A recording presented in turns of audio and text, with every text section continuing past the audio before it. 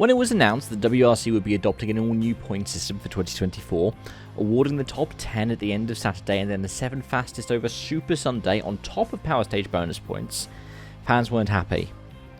Some said that it made winning pointless, others that it didn't punish people for crashing out.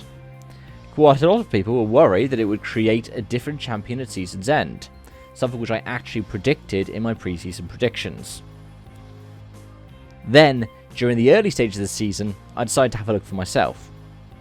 I pulled up every season in WRC history, initially from their Wikipedia pages, before topping it up with information pulled from ewrcresults.com. Likewise, I pulled up every point system the WRC used to award drivers' championships since 1977, when the inaugural Cup for Rally Drivers was run.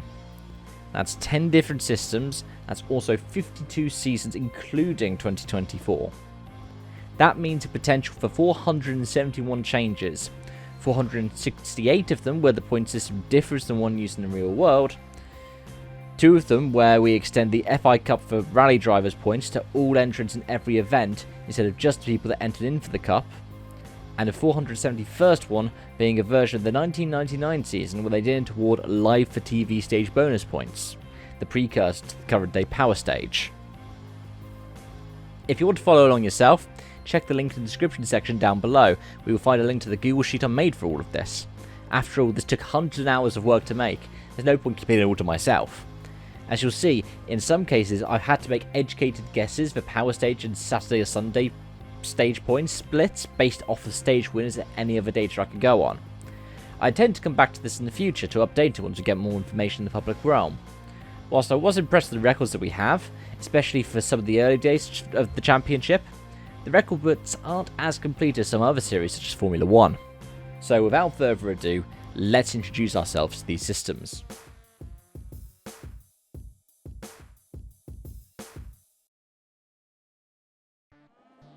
Let's quickly take a look at the point systems the WRC has used. Perhaps surprisingly, they're all pretty different. The original point systems were actually pretty similar to what F1 had at the time, 9, 6, 4, 3, 2, 1 awarded to the top 6 finishers. However, with only 3 entrants to the FIA Cup for Rally Drivers in 1977, this was adjusted to 9-4-2. In 1978 they changed it, adopted the full system the F1 used, before changing it again for 1979 with the top 10 scoring points. In each of these cases, your best 7 finishes counted towards your final points haul. But in 1977 you'd lose your best finish if you didn't do one of the non-WRC events that was part of the Cup for Rally Drivers. The point system stayed the same through to 1996, with the only change being that from 1985 it was no longer your best 6 or 7 finishes that counted towards the title, but instead the full season. That's actually far less complex than F1 was at the time, which counted your best finishes not only from the total amount of events, but also from a certain amount in each half of the season. From 1997, with the advent of the World Rally Car, the WRC realigned the F1 point system, now a much more sensible 10, 6, 4, 3, 2, 1 for the top 6. What that meant was that there were now 4 fewer point scorers in every event of the WRC, making it a closer battle in each rally as every point made even more of a difference. The WRC then followed F1 when they changed systems in 2003 for the top 8, and in 2010 to award points to the top 10 again. Then they diverged once more in 2011. The WRC introduced the Power Stage, initially giving the top 3 up to 3 points before extending it to 5 for the top 5 in 2017 when the World Rally Cars got even more powerful. And then we have the 2024 system, the one that started me down this journey, which rewards the top 10 finishes on a Saturday, provided they made it to the end of the rally on Sunday, and then bonus points for the fastest 7 drivers over Super Sunday, as well as the top 5 on the Power Stage. But that's enough said about the 2024 point system before an angry mob comes along and steals my equipment. So, without further ado, let's get into this. After going through decade by decade, each of which will eventually get more in-depth videos in their own time, we'll take a look at the numbers and attempt to settle the debate of the greatest rally driver of all time.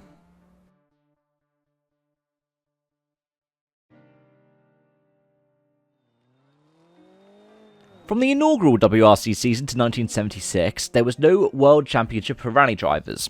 Then, when the Cup for Rally Drivers was established in 1977, it wasn't until 1979 that it was awarded as part of the WRC.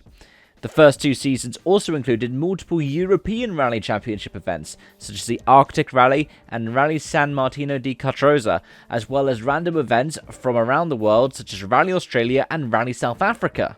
In those days, your best 7 scores counted towards the title, unless you didn't do one of the non-WRC events, which meant that you lost your best score. This system allowed Sandro Minari to beat Bjorn Valdegaard by 1 point in the real world, in what you could argue was an early case of Ferrari international assistance for the Scuderia powered Stratos. The manufacturer-focused approach to the WRC in its early days shapes the direction of the World Championship in the early years. The inaugural WRC event winner, Jean-Claude André, would only score points in Rally Monte Carlo. The two drivers who would have battled it out for the title, Jean-Pierre Nicolas and Jean-Luc Therier, didn't compete in all the events. But the title would be incredibly close, even though Nicolas scored in 8 of 13 events and Therier in 7 of them. In one case they tied for top honours, which Therier would win on countback, but overall they'd win at least once, with Nicolas taking the title under the 2024 point system, showing the impact of this system from very early on.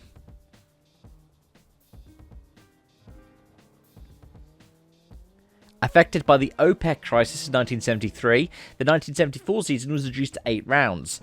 This leads to an incredibly bizarre situation in which the top two, Sandro Minari and Marco Allen, only finished in 7 rounds combined, and not once did they both finish the same event. In the end, it's Minari's 4 finishes to take the title, perhaps unsurprisingly. Even stranger is the fact that neither of them would have been in the top 2 in 1975. Allen would take P3 in only 2 cases, those being 2011-2017 point systems, and Minari would take 3rd in 3 cases, 1977, 1978, and 1997. That means that in half of the possible outcomes we've run, neither would be in the top 3, as Hannu Mikkola would take the title whilst driving 4 separate cars for 3 separate manufacturers: Fiat, Peugeot, and Toyota. 1976 tells a similar story to the previous 3 seasons. Minari finished 6 of the 10 events, whilst his nearest challengers in Bjorn Valdegaard and Simo Lampinen would only finish 4 events each. As we've already covered, the 1977 season would have gone to Valdegaard had it not been for the funny business of the point system, and 3rd place Bernard Darniche would hold on to 3rd in every permutation too. What's peculiar about this season is what happens to the number of point scorers if you extend the points to everyone competing. At its most extreme, you have 151 point finishers, an increase of 50 times compared to the real-world scenario. 1978 tells a less extreme story, but still increases 14-fold from 10 to 40. But yet again, the top 3 remains completely unchanged. The story is almost the same in 1979, except Mikkola beats Valdegaard under the point systems used in 1977 and 1997. This demonstrates the effect of the different point systems quite clearly, as the deciding factor is how many people are awarded points, since Valdegaard's 9th place finish in the WRC rally helped him to win the title in our timeline by 1 point.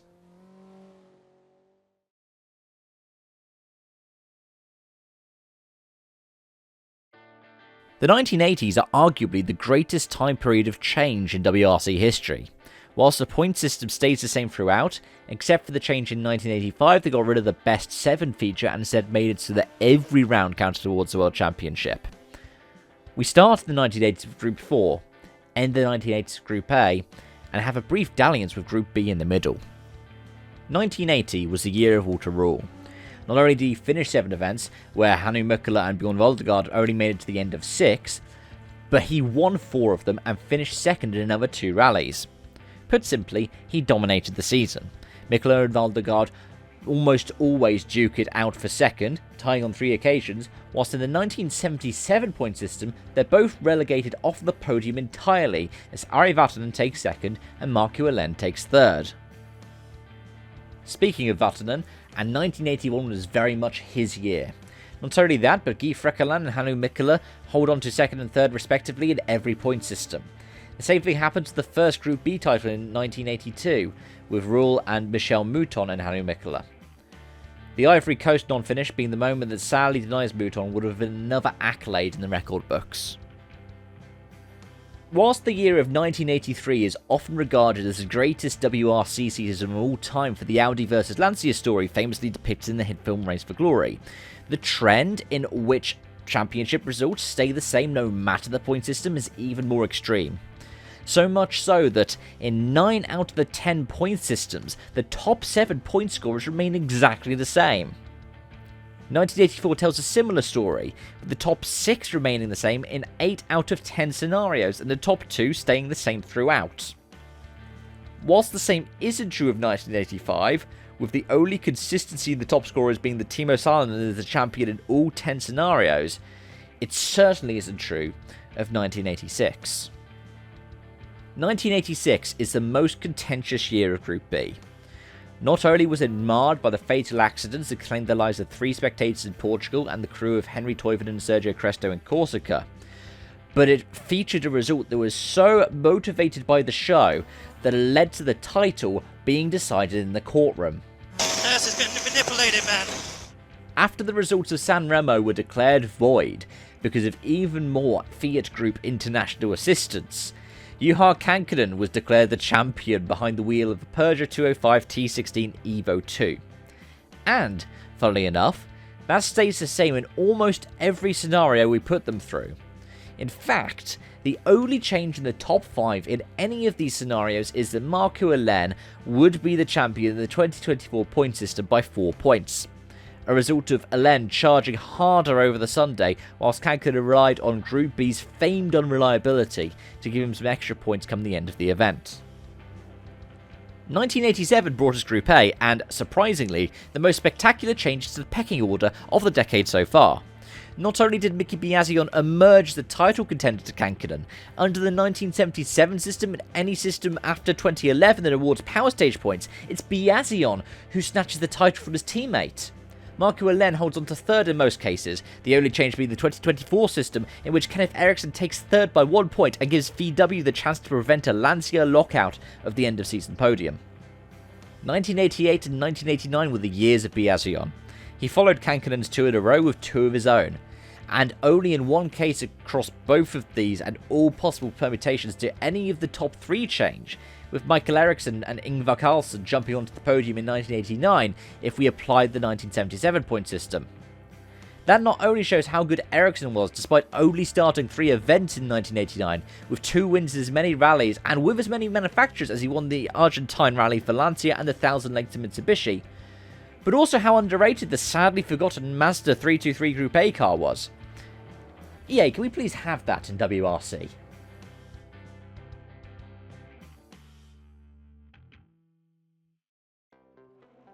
After Group B, the nostalgia lenses often claimed that the 1990s are the golden era of the WRC. Group A got better and better, and the introduction of the World Rally Car also helped to make even more generational icons. Not only that, but this is the decade where some of the biggest names emerged, both in terms of drivers and manufacturers. Drivers such as Sainz, McRae, Mäkinen and Oriol joined the storied names of Kankkunen, Biasion, Vatanen, Blomqvist and Voldegaard. And manufacturers such as Toyota, Subaru and Mitsubishi joined the storied legends of Lancia, Ford and Peugeot at the top of the championship. We even had the emergence of Citroën at the end of the decade with the F2 Zara kit car. 1990 is as convincing a result as the previous 2 years, as Carlos Sainz takes his first title behind the wheel of a Toyota Celica, with the only change on the podium being Kankkunen and Biasion swapping places under the 1977 system by only a single point. 1991 tells a similar story, as Kankkunen beats Sainz convincingly for title number 3. 1992 is the first one that's a little complex. In half of the scenarios, all of the ones that award the top 10 in the final standings over the course of the season, as well as the 2003 system, the top 10 stay the same. In every other one, the top 3 change in some way, with Oriol taking the crown if we use the 1977 system and Kankkunen winning in the 2024 system. But that's a welcome change to the 4 seasons either side of it.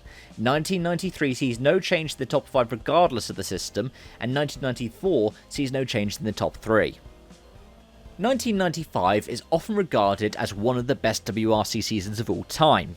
Colin McRae and Carlos Sainz battled it out in their Subaru Imprezas, whilst Toyota got disqualified for their infamous illegal turbo that led to them being outright banned from the series for a season.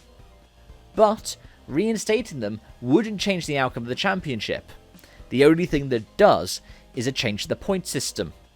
The antics of the Subaru team to give Colin McRae a penalty in Spain would prove decisive in the title, as in the 1977 and 1978 systems, Sainz would win, in 1978 on countback, as well as in the 1997 point system. The reason being wasn't that Colin had a couple of finishes in the 7th to 10th range. As a matter of fact, both drivers only ever finished within the top 5. But it was because Sainz won 3 times and picked up a 2nd and a 4th, whilst Colin won twice, got 2 2nd places, a 3rd place in Portugal and a 5th place in Corsica. In a system that gives the winner a bigger bonus over other point scorers, Sainz takes the title despite missing part of the season after tearing the tendons in his right arm and requiring surgery during the mid-season break. After this, we have the era of Tommi Mäkinen, the first driver to win 4 titles in a row, and the first since Kankanen to win 4 titles at all. 1996 was an all-conquering season for the Finn, whilst Carlos Sainz and Colin McRae's battle for vice-champion was so close that it actually changes under the 2024 system, with Sainz getting one up on his now former teammate, and McRae winning on countback under the 2003 system. His checkers or wreckers approach serving him well in this case, even if it is inevitably what cost him the title. In 1997, with the dawn of the World Rally Car era, this approach almost certainly cost him the title. McRae lost the title to Mäkinen by 1 point in the real world, a gap which increases under every full season point system, but a gap which switches under the best 7 system and gives McRae a second world championship.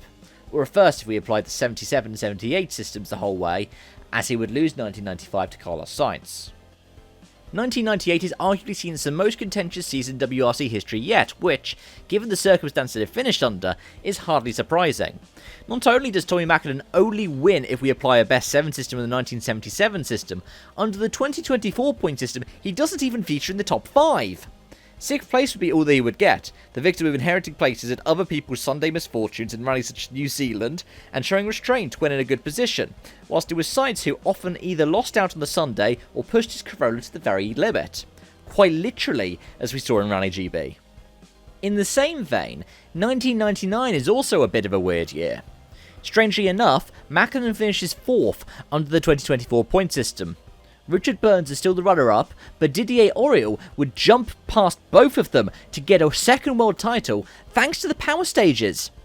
Under the 2017 system, 3 drivers line up 201, 200, 199 at season's end, and some rapid performances on the Sunday where Mäkinen holds back help in the case of 2024.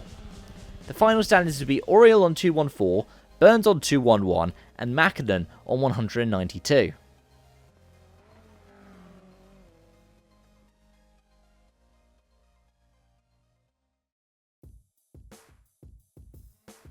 By the dawn of the millennium, the World Rally Cars was the formula to have. F2's wild David Goliath moments had led to it being banned, and the Group A formula was on its death throes, where it seemed only Tommi Mäkinen was able to get any performance out of it. The new kid on the block in 2000 were Peugeot, with its fascinating and definitely not illegal elongated bumper 206, and its driver, the Finn Marcus Grönholm. In his first full-time campaign, Grönholm not only got his first win, but his first title. But that wasn't easy, as it went down to the wire with Richard Burns. But it was still convincing that, under any point system in WRC history, the stage is clear for Marcus. In some cases it's closer. Under the 2024 system, the gap is reduced from 5 points to 4, and in some it's even closer, like in the 1977 system where Grönholm only wins by 3 points. The 3 former champions of Sainz, McRae and Mäkinen all squabble over 3rd to 5th. With Sainz losing 3rd to McRae under the best 7 systems, and McRae losing 4th to Mäkinen under the 2024 system. Yet somehow, Francois Delacour always holds on to 6th. But 2001 is meant to be one for the ages, right? The one where Richard Burns is finally able to tell Robert Reed that he's the best in the world. The only time in WRC history that the champion only won a single event on his way to the crown. Well, it turns out is actually far more convincingly the Burnsies than you might think. He only loses out in the 1977 system, where he's tied for 2nd with Mäkinen behind Colin McRae. What won it for Richard Burns was consistency, his dependability, not winning week in, week out. The next 4 seasons don't see any changes in the champions, with Grönholm, then Solberg, then Loeb clearly taking their titles. The only changes are behind them, with Burns finishing 2nd in 2002 and Sainz getting the runners-up spot in 2003 under the 2024 system, for example. That makes 2006 and 2007 the next big ones to follow. 2006 had massive drama. Sebastian Loeb, driving a Kronos-entered Citroën Zara after the works team took a sabbatical to develop the C4 WRC, broke his arm in a mountain biking accident and had to miss the last 4 rounds. He celebrated winning the title over the internet during Rally Australia, where Marcus Gronholm's 5th place finish was enough to secure the title for Loeb, but only by 1 point in the end. However, if we award points to the top 10 and count every event entered towards the final tally, it's Gronholm that picks up the title. By 1 point under the 1985 system, 2 under the 2010 system, 12 under the 2011 system, 28 under the 2017 system, and a whopping 35 points under the 2024 point system. Boss's ability to bounce back when needed, such as in Argentina where he finished 10th but managed to be quickest on the Sunday and second quickest on what would be the power stage while Loeb was 3rd in both, is to credit for that feat. What's even more interesting is that both would tie under the best 7 systems as they both scored 7 wins, but since Loeb had 8 wins over the season, it would go to him on countback. In 2007, it's only under the 2024 system where Gronholm wins the title, and that's by a slim 6 points. It's only the 1977 system that doesn't see the title go down to the wire in Wales, but somewhat impressively, it's only the 2024 system where there's any other position changes in the top 6. Jari-Matti Latvalä's performances on the Super Rally would have given him 6th place and demoted Henning Solberg and Chris Atkinson to 7th and 8th respectively. The rest of the decade doesn't see any more change in the top 2. 2009 only sees 3 changes in the top 6, where older brother Henning gets 1 up over Petter Solberg under the early power stage systems, but Petter claws 5th back if we apply the 2024 system. It's 2 convincing titles for Sebastian Loeb, and 2 convincing almost theirs for Mikko Hirvonen.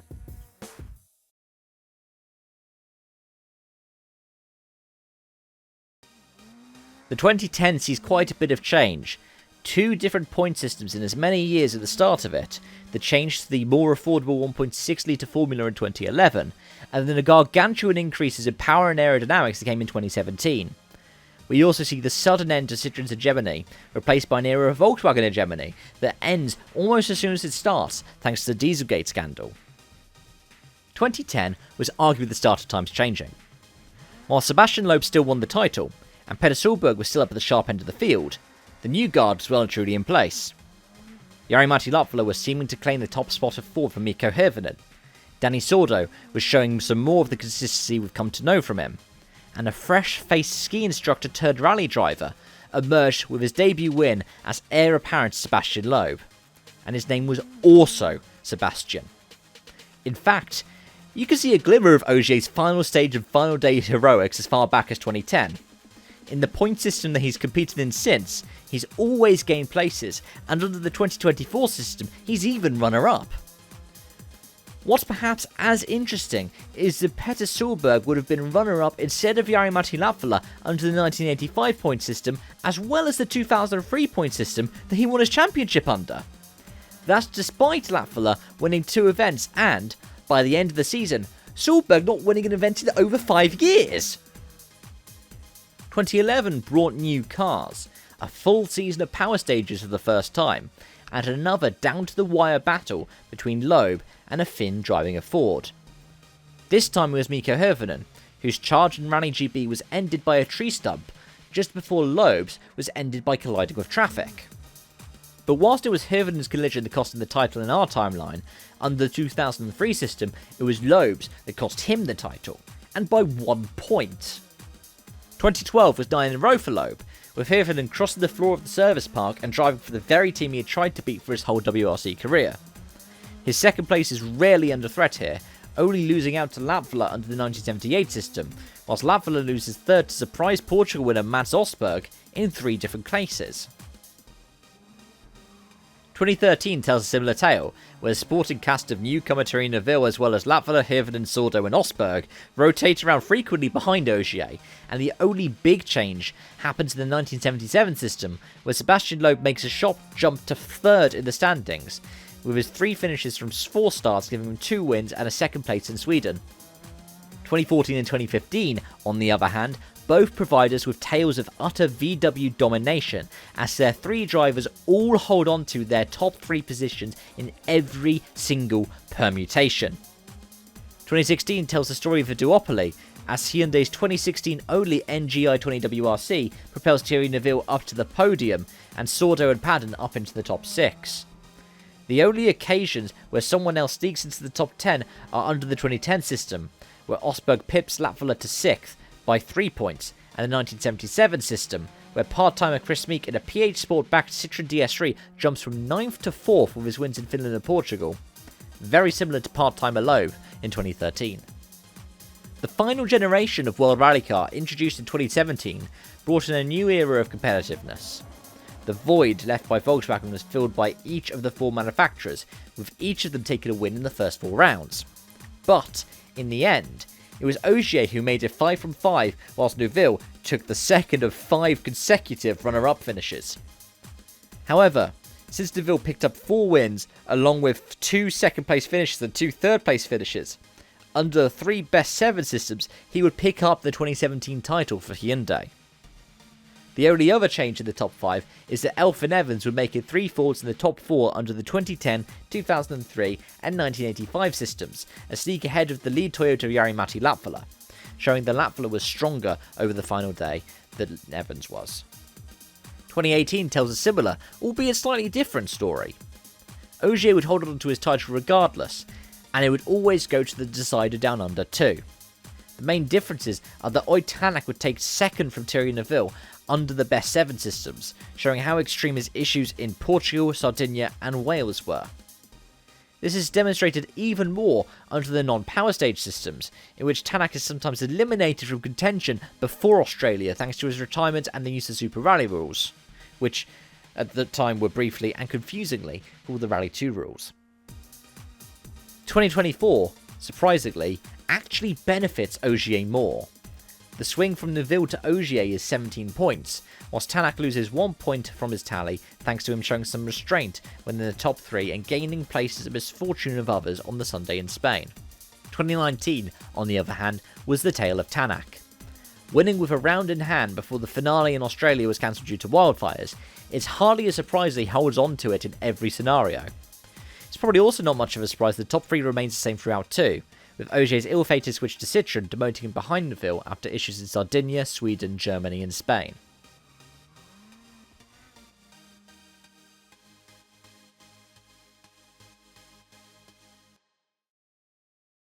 The 2020s have arguably been the most topsy-turvy decade of the WRC so far, a large part of which was not of its own doing at all. The decade started off with a shortened 7-round season, the shortest in WRC history, which saw 5 different winners across the 7 events and 4 from the first 4. However, somewhat bizarrely, it also produces one of the most consistent outcomes in terms of permutations as well. The top 5 is exactly the same 70% of the time, the top 10 on 3 occasions, and the top 15 on 2. This is where the 1977 system arguably has a more extreme significance. Only 9 drivers finished on the podium in 2020, and not among them was 6th placed Esa-Pekka Lappi, whilst his teammate Teemu Sundinen, who in reality scored 8 less points than Lappi across the season, managed M-Sport's sole podium in Sardinia. Not only that, but Tanak would sneak into 2nd at Monza and pip Evans to the vice champion position by a single point. 2021, the final season of World Rally Car, is the Jekyll to 2020's Hyde. Still affected by the cancellation of events, the now 12-round season wouldn't see any change to the top 5 and, in 6 of the 10 scenarios, the top 6. In a further 2, the late Craig Breen would beat teammate Danny Sordo on countback with 2 second-place finishes to Danny's 1. 2022, and the introduction of the hybrid Rally 1 cars, still manages to provide some consistency to the championship as Carlo Rompera dominates. Only one change happens to the top 3. Neuville would outscore Tanak by 2 points under the 2024 system, whilst 4 out of the 10 systems produce an identical top 10. 2023 does something similar, the only change to the top 3 being Neuville beating Evans by 1 point under the 1978 and 1979 seasons, with the top 10 staying the same in 5 separate scenarios, and the only change under the 2024 system inside of the top 10 being Takamoto Katsuta beating Esapeka Lappi to 6th place after picking up an extra 25 points, whilst Lappi only picks up another 2. And then we have 2024, where we get the new point system. Now, obviously, the season is still going on, but that's not going to stop me trying to get some topical insights.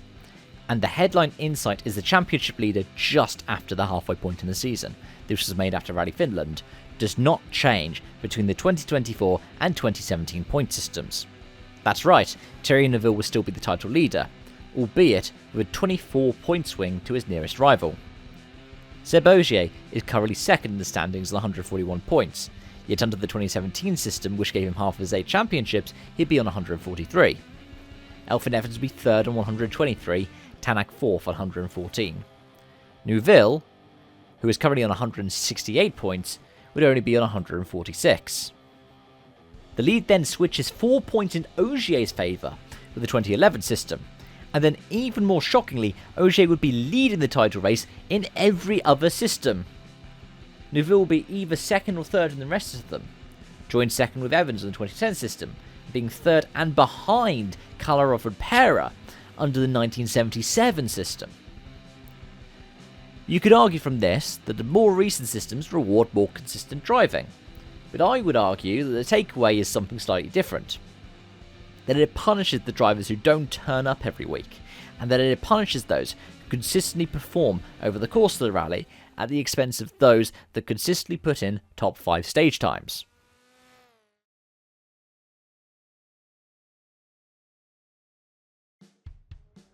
So now we've gone through a brief synopsis of WRC history, going through, about 50 years of history in about 30 minutes.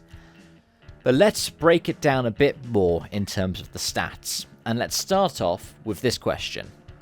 Who has the most titles? Most rally fans will remember that it's the French Sebs who have the most titles, with Loeb on 9 and Ogier on 8. Both of them dominated their respective eras, with Loeb winning 9 straight championships between 2004 and 2012, and Ogier winning 6 in a row between 2013 and 2018, and then another double in 2020 and 2021. After that we have our Flying Finns, 4-timers Tommi Mäkinen and Juha Kankkunen, and then all of our other repeat champions, Kalle Rovanperä, Marcus Grönholm, Carlos Sainz, Mika Biasion, and Walter Röhrl.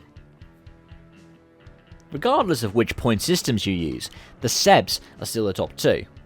That's hardly surprising given how dominant they and their teams were in their respective eras. However, it's not all smooth sailing for our champions.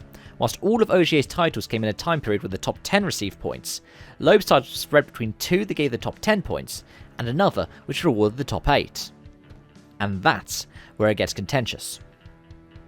If the 2003 system, which Loeb won most of his titles under, was used throughout, he would lose the 2011 title to Mika Hirvonen. This makes a lot of sense. Hirvonen was the much more consistent driver over the season, whilst Loeb was either in the top 3 or outside the top 5, with a 6th in Sweden and a 10th in Australia after using the Super Rally rules. It was also the first season to feature the Power Stage, which gave Loeb 19 points over the season, whilst Hirvonen only scored 14 points. Without the Power Stage points, Loeb would only win the title by 3 points. If you then take the 2003 system, he loses the title, but only by 1 point. I think that's especially fitting, considering that Loeb only won the 2009 title by 1 point himself. However, if points were awarded for the top 10 throughout Loeb's career, he would lose the 2006 title to Marcus Grönholm. But that's not particularly surprising, since Loeb missed several rounds because of his broken arm, and the fact that a maximum haul of 25 or even 30 points is far more than the 10 points off for the win back in 2006. In a system that rewards competitors that finish well in every event, it's not a massive shock that missing several rounds hurts your title bid. Perhaps the most surprising change is that if we use the 2004 system throughout, Loeb would also lose the 2007 title to Grönholm. Originally winning by 4 points, with the title going down to the wire in Wales, in most point systems the gaps would be less than 10 points at the end of the season. Where Grönholm gains back is mostly over the power stages, however the deciding factor is the Super Sunday bonus points. Boss would keep pushing on the final day in most events, especially if Loeb was able to be caught, while Seb would usually hold on to a lead and as a result lose lots of Super Sunday points. As for Ogier, he holds on to all 8 of his titles in most circumstances. The only way he loses any championships is when you don't count all of a driver's best results towards the championship, but only their best X results. Doing this cost Ogier the 2017 title to Steve Neville, who had a lot of picks throughout the season in the i20 Coupe WRC, 4 wins and another 4 podiums, whilst Ogier only got 2 wins but did go on to score another further 7 podiums. Given that the systems that weren't season long only counted up to the top 7 scores of a driver, it would give Neville as much of a round in hand over Ogier by the end of the season. What all of this means is that if we use the 2024 point system across every season of the WRC, Ogier passes Loeb to drive with the most titles to his name with 8 to Loeb's 7. With the exception of the 1997 season, in which both drivers keep their original tally of 9 and 8 titles respectively, the two Sebs tie on 8 titles under any system that is based on season-long results.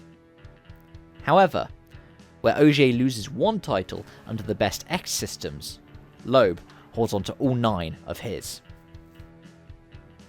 We can then look at who gains the most titles, and across the board, there are only 2 cases where drivers gain 2 more titles. One is Marcus Grönholm, who we already mentioned will win both the 2006 and 2007 titles under the 2024 point system, and the other is another flying Finn in Hannu Mikkola. Mikkola, the 1983 world champion for Audi, is one of many drivers who had a lengthy career that predated not only the Cup for drivers but the WRC itself. Not only would Mikkola have utterly dominated the 1975 season, in which he and title rival Bjorn Voldegaard were the only drivers to make it to the end of 4 or more events, but Mikkola would also take the 1979 title off of Voldegaard in 3 different scenarios: the 1977 and 1979 systems and the season-long 1997 system. However, in part thanks to the fact that the first 4 seasons of WRC didn't award drivers champions, there are quite a few drivers who gain a title. But even considering that, using the same system consistently throughout WRC history tends to create more champions and share titles more evenly between drivers. 2024 shares 9 more titles across 8 drivers. 2017 and 2011 both give an additional 7 titles to 7 of the same drivers but not to Didier Auriol. 2010, 2003 and 1985 redistribute 6 titles each, whilst each of the best X systems give out completely different distributions. 1979 gives 6 drivers 1 title each, 1978 gives 7 titles amongst 6 drivers, and 1977 shares out 8 titles amongst 7 drivers. 1997 actually creates the fewest changes, with only 1 driver net losing a title, whilst every other champion only gains titles. And then we can look at who loses the most titles. Throughout all of these permutations, only a total of 6 possible drivers ever lose any of their titles. The 2 Brits, Burns and McRae, only lose their titles in 1 situation each, 1977 and 1997 respectively. The other 4 drivers are the ones that won more than 2 titles: Loeb, Ogier, Mäkinen and Kankkunen. Loeb loses titles in 7 systems, losing 2 titles in 2024. Ogier only loses titles in 3 systems. Kankkunen loses titles in 4 systems, and interestingly to different drivers too. And in the 2024 system, he loses 1986 and 1987 to Alain and Biazion respectively, but takes 1992 in exchange off of Sainz. And in 2017, 2011 and 1977, he still loses 1987. The driver who suffers the most is Tommi Mäkinen. The only way he keeps all 4 titles is through the 1997 system. In every other season-long system, he loses the 1998 title to Carlos Sainz, and in the 2024 system, he also loses the 1999 title to Didier Auriol. As we mentioned earlier, he also falls to 6th in the championship standings. In each of the 70 systems, he loses the 1997 title to McRae, with 1977 being interesting as McRae loses his 1995 crown to Carlos Sainz, but takes the 2001 crown off of Richard Burns, and 1978 being even more interesting as Tommy loses 1999 to Burns to make up for Richard losing 2001 to Colin.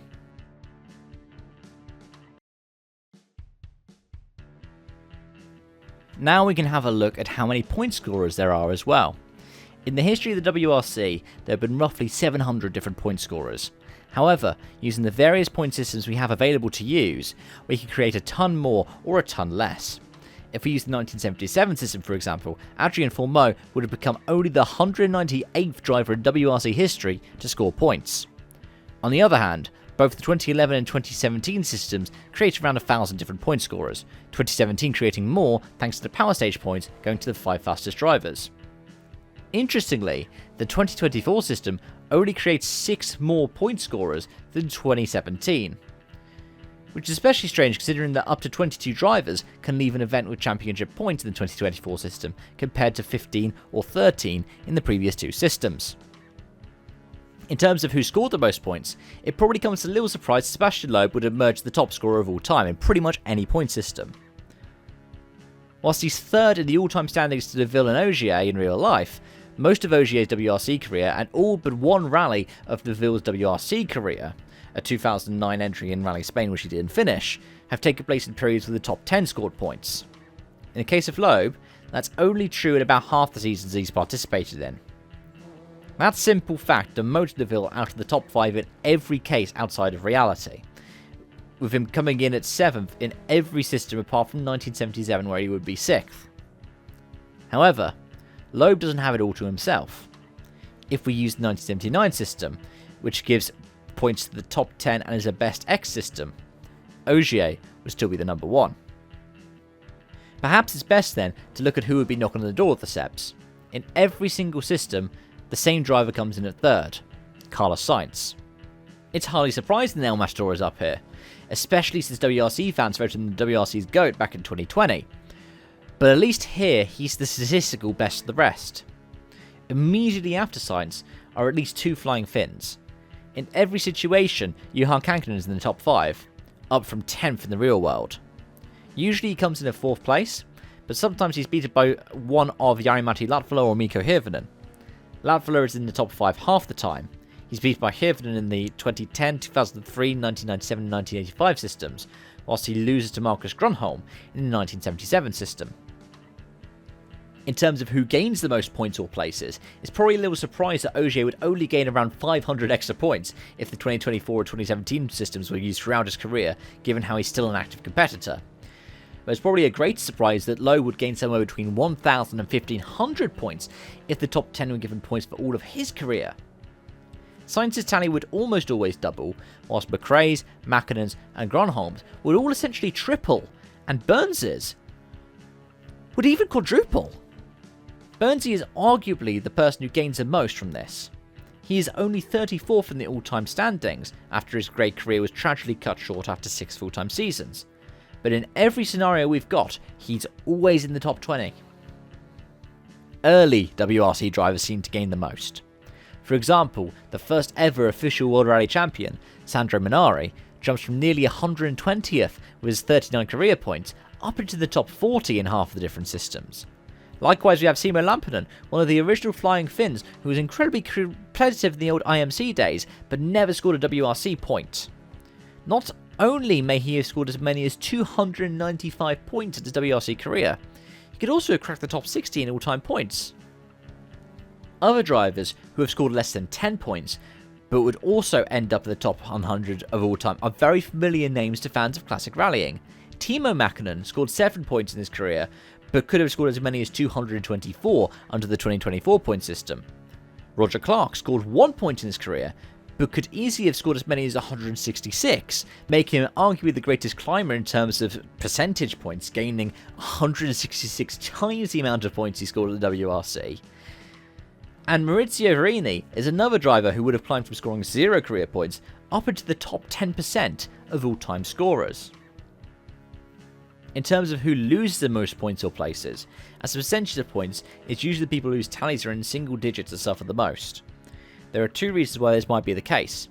Either they were someone whose finishes were usually outside of the top 6, or they were someone who would inherit a point-scoring finish after their rivals faltered on the final day.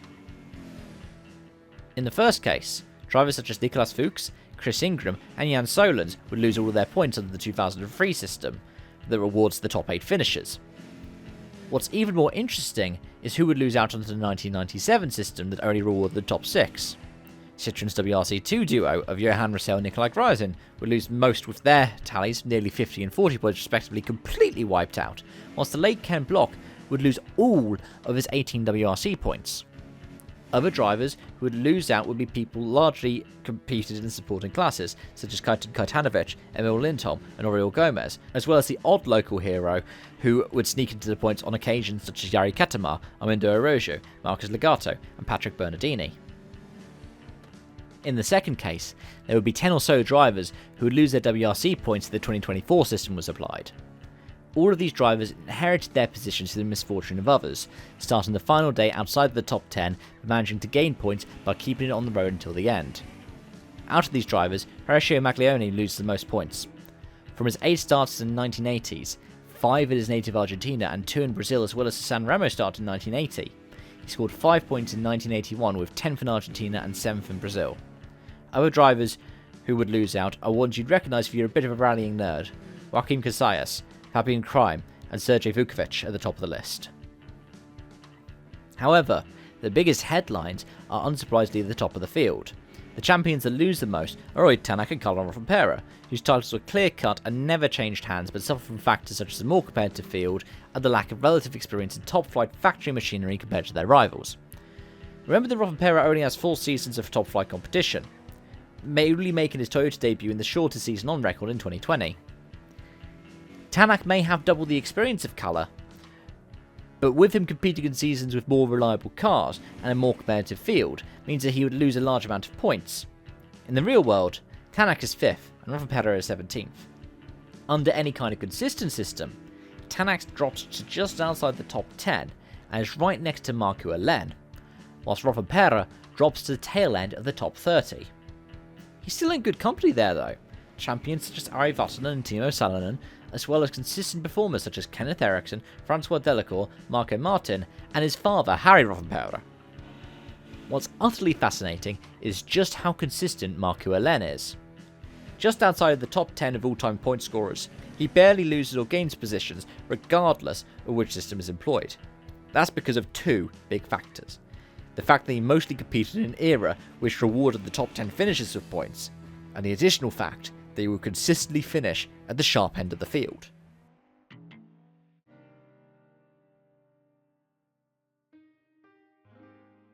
So let's break down the GOAT debate into several different factors. The first one, titles. I would say there are 2 ways you could portray someone as the GOAT of the WRC. One is through absolutely dominating the seasons where you win your titles, and the other is by running your rivals so close that you could pick up another title or 2 if it wasn't for the way the FIA awarded you points. Without a shadow of a doubt, that still keeps the French Sebs at the top.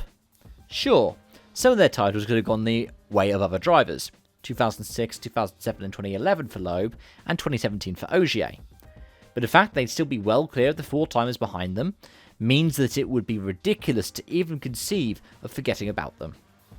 What it does do is show how close some of the title fights were behind them, and how well drivers like Marcus Grönholm and Mikko Hirvonen pushed Loeb, and how well drivers like Thierry Neuville have pushed Ogier. What it also does is give some of the Flying Finns a credit that many fans feel they already deserve. Grönholm is chief among these. His first full-time season was 2000, when he won his first title, and his final full-time season was 2007. Him winning 4 titles in the 2024 system means that he wins every other title he competes for. And would do similar for Loeb, who would win 7 from his 11 full-time seasons, and Ogier with 8 from 13. Though of course one of Ogier's was in an S2000 Fabia, so shouldn't really count. Another Finn that's rewarded is Hannu Mikkola, an early legend of the sport who by these calculations should have won an additional 1 or 2 World Championships. In terms of the most competitive season as well, in this case it wouldn't necessarily mean ones that have gone down to the wire. Instead, it rather means ones that could have gone to a different driver altogether. In the era of the World Rally Car, 3 seasons emerged as clear contenders: 1997, 1998 and 2006. Whilst my personal favourites of these 25 years aren't included, those being 2001 and 2003, the 3 that stand out are all ones that were set to be down to the wire finishes had 1 or 2 things been slightly different, even if 2006 isn't quite remembered in that way. Similarly, Group A produces two clear candidates in 1987 and 1995. 1992 could also be considered as another standout, since there is potential for 3 different champions, though including it would also mean that every season where a champion could have been different would be included. 1987 and 1995 tell 2 different stories. One of the emergence of Group A, and one of it at its pinnacle. But one thing's the same about them. Both are battles between teammates that go down to the wire on the RAC. And both have some association with courtroom dramas. 1987 showed the vindication of Lancia, who lost the 1986 crown in the court over the San Remo results, whilst 1995 saw the champion of both of those years lose out, as Kankinen's Toyota team was disqualified for their trick turbo. Aside from those seasons, there isn't much in the way of drama according to these statistics.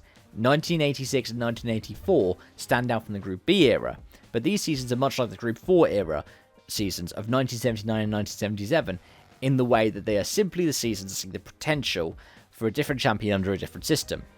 Whilst 1986 is really its own unique tale thanks to San Remo results, this really is the biggest story about the title battle rather than a potential change to the point system that would have allowed Lancia to win the title regardless of if the home round counted.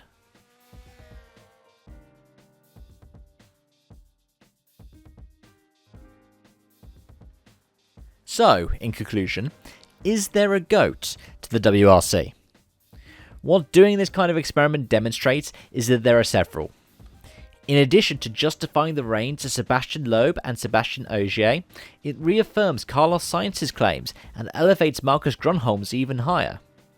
But what it doesn't do is carry over the legendary stories of others.